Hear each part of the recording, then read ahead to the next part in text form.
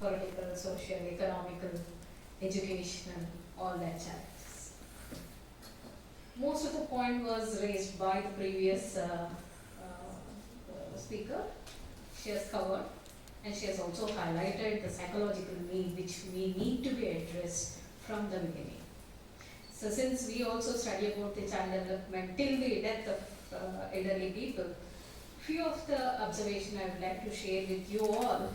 The main thing is, it is a no doubt and universally accepted fact that SC or a FST, whatever, the status is in all these areas is very low.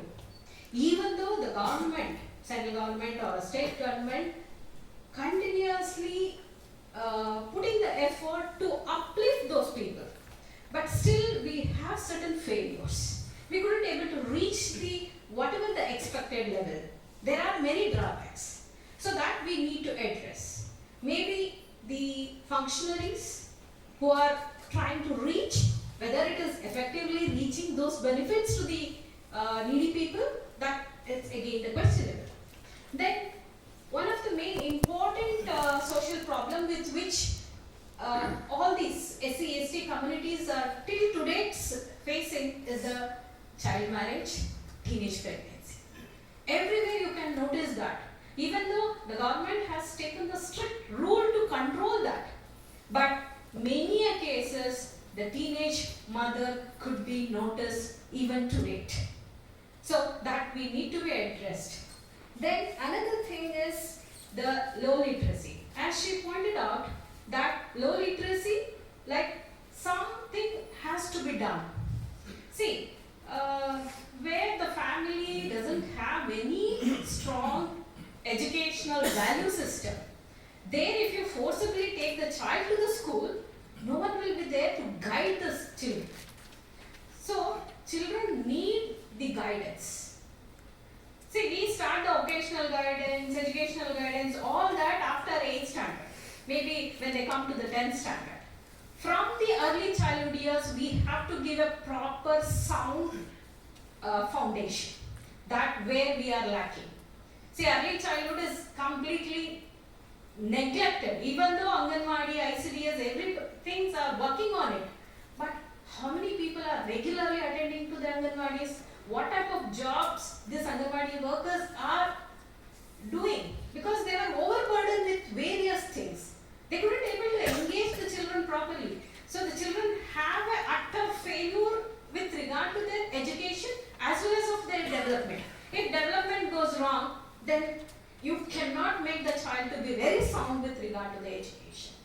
We talk about the malnutrition, but how many of them are getting the supplementation every day? So what kind of a health and nutritional education they are having? Those things we need to address in these two communities. Because recently we visited one of the tribal area, and I asked my students to carry out the research. And everywhere we could notice that malnutrition is more prevalent, teenage pregnancy could be noticed, the children are end up with one or the other kind of an emotional, social, behavioral problems. Then the school dropout is very high. Just since the ashrama schools are there, they could able to study up to 10th standard.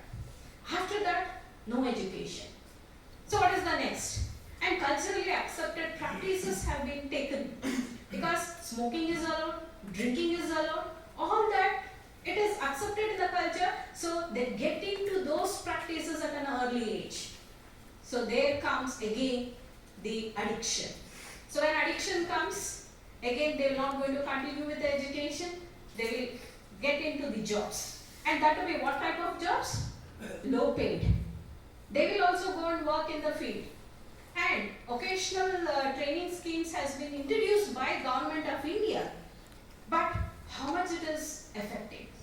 See, we are trying to bring them to the modern society, but they are more aware of their traditional. So the occasional training should focus on both the issues. That is traditional as well as of the modern. So which is of their need, which can fulfill. But as she mentioned, they go for a low paid jobs and their status will become very less. So